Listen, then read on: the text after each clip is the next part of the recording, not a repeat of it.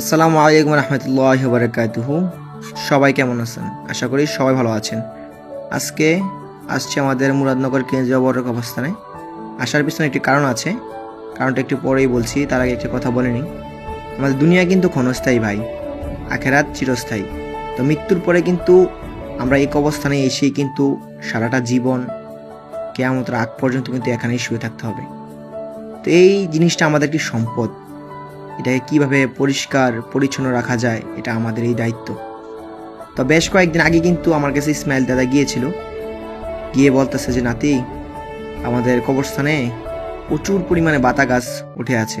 এই বাতা গাছগুলোর কারণে ওই সাইডটা দিয়ে কবর দেওয়া যায় না বা সাপেরও ভয় থাকে। তো দাদা কথাটা বলার পরে আমাদের একটি পারিবারিক একটি গ্রুপ আছে, যে গ্রুপের মধ্যে আমাদের এলাকার ভাই বাদার সবাই আছে। ওই গ্রুপে ভয়েস দেওয়ার পরে তো আমার বন্ধু রাজীব আর ছোট ভাই সাইদ কিছু টাকা পাঠায়। ওই টাকাটা দিয়ে কিন্তু আজকে এই আমাদের কবরস্থানে পরিষ্কারের কাজ চলছে। তো শালম যারা কিন্তু অত্যন্ত পরিশ্রমিক একটি লোক, উনি কবরস্থানটাকে সবসময় পরিষ্কার এবং পরিচ্ছন্ন রাখার চেষ্টা করে, কবরস্থানটাকে খুব সুন্দরভাবে খেদমত করে। যেভাবে পরিষ্কার রাখা যায়, যতটুকু পরিষ্কার রাখা যায় ততটুকু উনি কষ্ট করে চেষ্টা করে। তো শালম জেলার কথা না বললেই নয়, ওনার কিন্তু এই কবরস্থানের খেদমতের পিছনে কিন্তু ওনার কোনো বেতন নেই।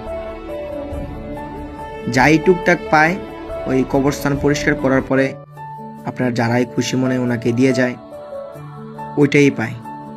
তো মাঝে মধ্যে চেষ্টা করবেন সবাই ওনাকে কিছু হাদিয়া দেওয়ার চেষ্টা করবেন। তো ভিডিওটা আজকের জন্য এতটুকুই। যদি ভালো লাগে তাহলে অবশ্যই ভিডিওটাকে শেয়ার করে দিবেন। আর আমাদের কবরস্থানের কাজ সবসময় ইনশাআল্লাহ চলমান থাকবে, পরিষ্কারের কাজ।